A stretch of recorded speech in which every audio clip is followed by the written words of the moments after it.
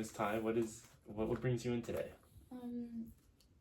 I have been contemplating whether or not I want to quit my job. Okay. And if you don't mind me asking, where is it that you work and what is it that you do? I'm a dental hygienist and I work at a pediatric dental office. Wow. I'd imagine that is a pretty busy job working with kiddos all day, huh? Yeah. Awesome. So what is it exactly about this place that you're working in your job right now that's making you feel you want to quit working? There's been a lot of tension in the office for the past couple of months. If you don't mind me asking, where you feel this tension is being felt? Is it being felt like amongst your coworkers, or maybe like another dental hygienist, or maybe like the dentist who works there? Who is it exactly that you're feeling all this tension with? It's definitely between another coworker, the office manager, and then the dentist. Okay. And what are some things that maybe that they are doing to contribute to this tension that you're feeling? I feel like, well, for starters, we have our lead dental assistant who has kind of been, slacking, I would say, with her duties and what she's supposed to be doing at work, but still receiving the praise, like she's doing everything in the office. So for this coworker of yours, she's the lead assistant, so I'm assuming that she probably has maybe some power over the other assistants. Obviously, if she's a lead, there must be some assistants that are underneath her in rank. And I'm hearing that it's frustrating to be around her at work because it seems like she isn't pulling her own weight or fulfilling the duties that she should as a lead assistant. Exactly. I can see that's absolutely frustrating. Absolutely. You mentioned also an office manager and a doctor, and I guess you did mention just now that the doctor has a lot of praise for this lead assistant, and you don't necessarily feel like it's earned. Is there anything else necessarily about like the office manager who you didn't elaborate on yet, or the doctor that necessarily is contributing to this tension?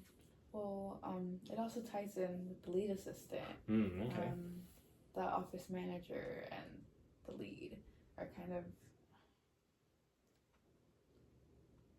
buddy, I guess. Okay, so there's some teaming up that you may feel. Okay. And what about the doctor as well? The doctor relies very heavily on the office manager, so.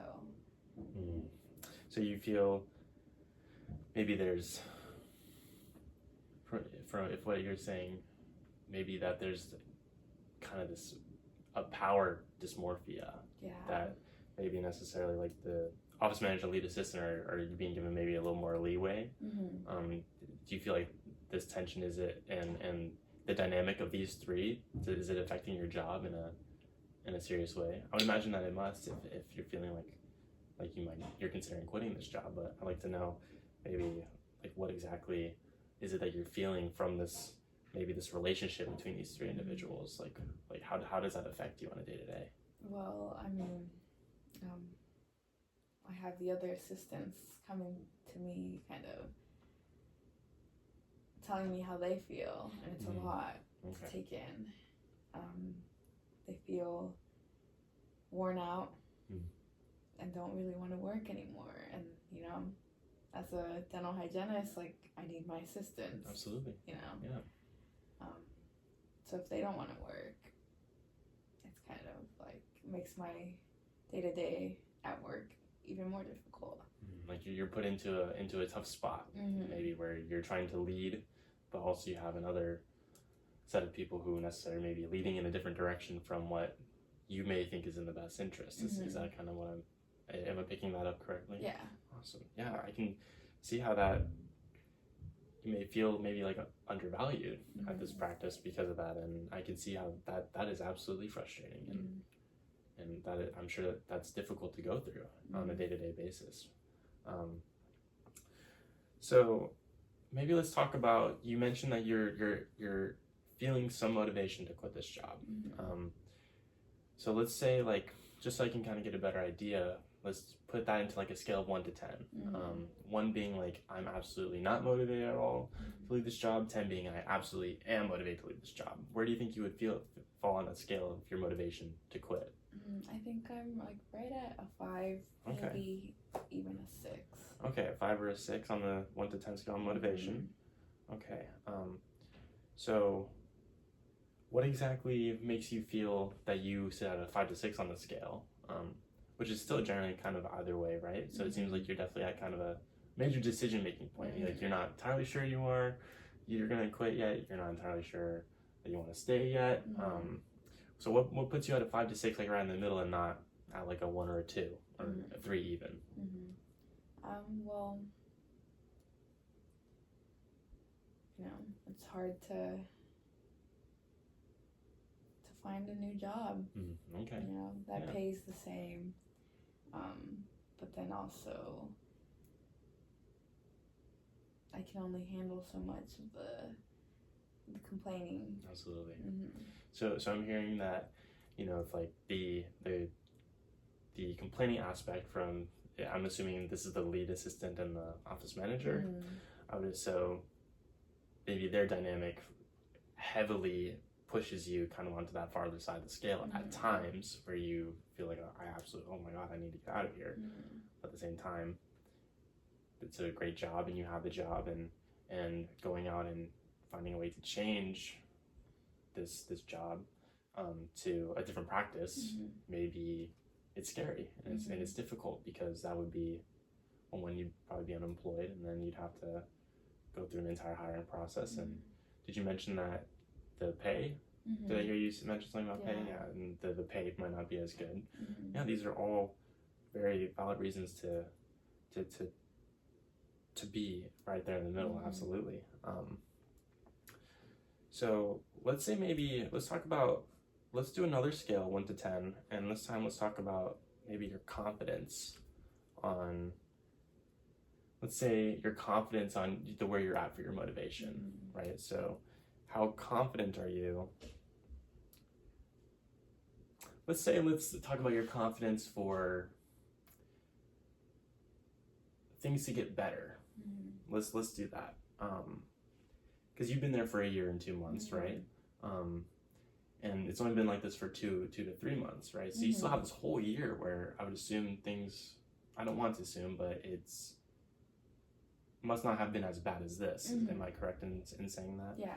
So maybe let's talk about scale of 1 to 10. What's your confidence in this practice that you're at? What's your confidence in it, and it improving, and that tension going away with the coworker, the office manager, and the doctor? On a scale of 1 to 10? Yeah. So 1 being I'm not confident at all that things are going to change. 10 being I'm very confident things are going to change. I think I'm more at a 7. Okay.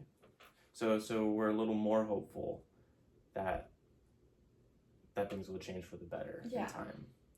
Awesome. And what are some things that you're seeing at your practice that puts you at a 7 for your confidence, and not 3 or 4? Well, like when I first started working there was already some tension between another coworker. Okay, so there was some tension before. Okay. And then it was with the same people, but that slowly resolved over time. Okay. We got a little bit into the busier months of the year, so it was kind of just working. So when things got a little bit busier, it seemed like everybody were able to kind of like center themselves in and kind of get what they needed to get done for the good of the office. Okay. And like you mentioned, that the tension before, you've experienced this kind of tension before at the practice before, and it must have mellowed out, or may have lessened over time, right? Because Yeah. you guys continue to keep doing the things that you need to do. And so you gave me a 7 on the scale there, and would you say that you feel like it's kind of like a ride the wave situation, that you need to continue just doing your thing and this tension will go away? Is that how you're feeling? A little bit, but you know, you have situations like other coworkers wanting to quit, and then you bring it to the attention of the practice owner, which is the dentist. Okay. And you know, it feels like he kind of just sweeps it under the rug. Okay, so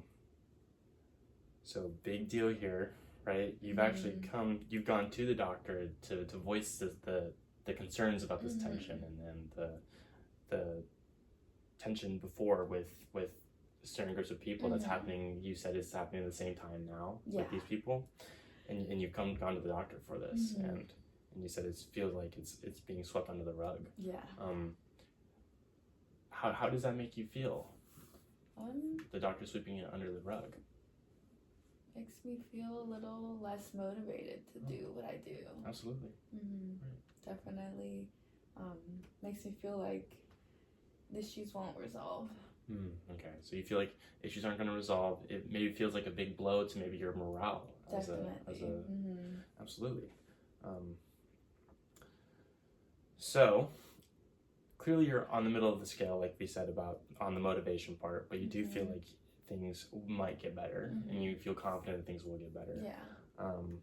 So I was wondering, would you maybe want to, maybe we could pivot into maybe an activity together where we do maybe like a pros and cons chart of maybe what are some things that are good about the office, and we mentioned some of those before. We could absolutely go over them again, and some things that are not going so well at the office. Would you be interested in doing that with me right now? Yeah. Absolutely. Awesome. So I'm going to create a little T chart here. Okay, so there's the pros and cons, but there's going to be 4 different sections. So we're going to have, here on the top left side, we're going to have the benefits. Let's say benefits of staying.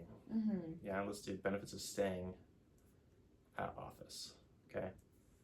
Then on the bottom side, we're going to do maybe what are some costs of changing. So how, if you were to leave this office and go look for someplace else, how would that affect you?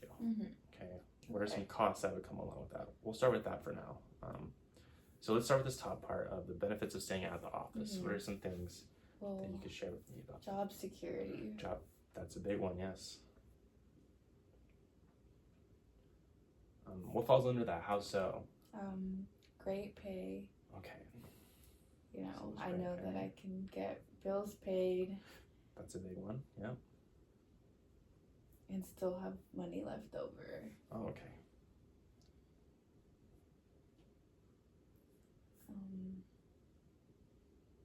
So we're feeling there's a great sense of financial security along with this job, regardless of how the dynamic at work or how you're feeling about work might be. Yeah. Yeah.